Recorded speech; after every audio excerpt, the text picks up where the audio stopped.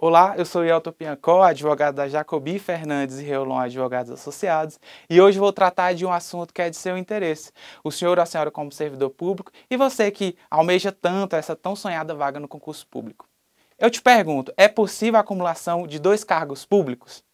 A Constituição Federal tem essa resposta. Está previsto no artigo 37, inciso 16 e suas alíneas. Bom, a regra é que a lei proíbe a acumulação remunerada de cargos públicos. Mas como toda regra tem sua exceção, nessa hipótese não seria diferente. Na linha do inciso 16 do artigo 37, existem alguns casos em que a lei permite a acumulação de 2 cargos públicos. E quais seriam esses casos? Eu vou explicar. É possível, por lei, a acumulação de 2 cargos públicos de professor.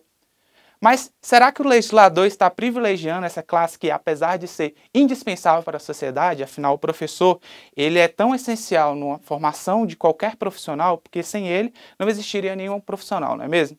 Mas o legislador não tem a intenção de privilegiar essa classe. É porque a jornada de trabalho de um professor é mais flexível. Então, dependendo da sua agenda, ele consegue se organizar para prestar serviços em 2 locais, em 2 universidades. Por isso que a lei previu essa possibilidade de uma pessoa exercer 2 cargos de professor.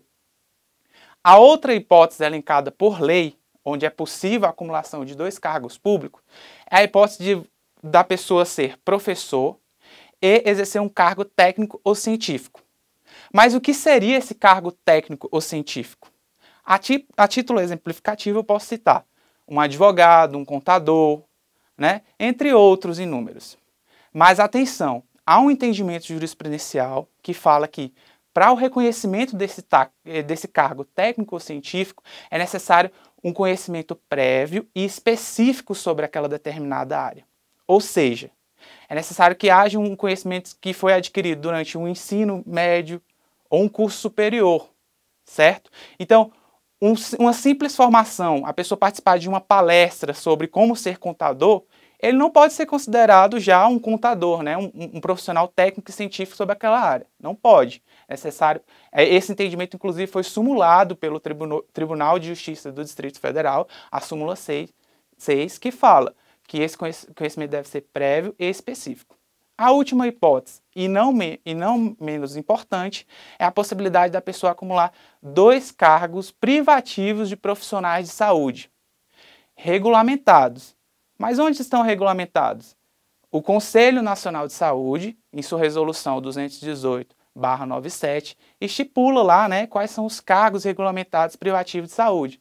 Entre eles eu posso citar terapeuta ocupacional, médico, nutricionista, entre outros, né? Então, essas 3 exceções que eu acabei de elencar são possíveis sim a acumulação de 2 cargos públicos. A pessoa pode exercer 2 cargos públicos desde que respeitadas essas hipóteses. Mas atenção! Eu chamo a atenção agora para 2 fatos que devem ficar claros em nossa mente. Jamais, em nenhuma hipótese, pode superar a acumulação de mais de 2 cargos públicos.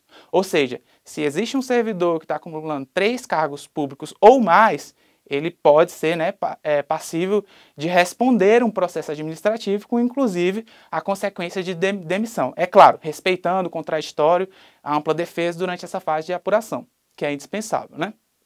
Além disso, outra questão bastante polêmica é a questão da compatibilização de horários, porque a lei fala que pode haver acumulação de 2 cargos desde que respeitada a compatibilização de horário, sendo que a Constituição é omissa, ela não define o que seria essa compatibilização de horário. E aí veio a jurisprudência e definiu.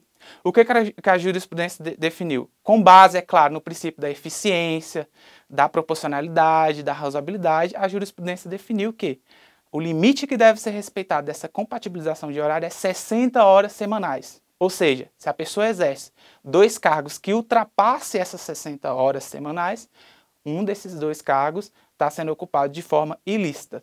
E é claro, lembrando sempre que deve ser respeitado, né, o limite do ser humano também, limite físico, mental do ser humano, para que não haja um prejuízo tanto para a própria pessoa que está prestando aquele serviço, quanto aqueles cidadãos que estão recebendo aquele serviço que tanto almeja do serviço público, né?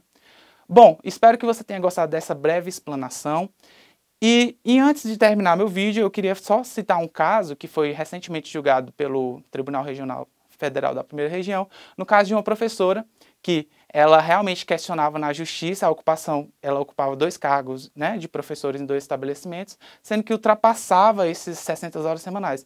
E o tribunal foi claro, é claro, com base no entendimento do próprio STJ, que é o Superior Tribunal de Justiça, e do Tribunal de Contas da União, falou que não, que deveria ser respeitada aquelas 60 horas semanais, independente da Constituição Federal ter sido omissa, esse é o limite exposto com base naquilo que eu já explanei aqui. Então, eu espero que você tenha gostado dessa breve explanação. Um grande abraço. Se você curtiu esse vídeo, curta o nosso vídeo, acompanhe o nosso canal e até a próxima.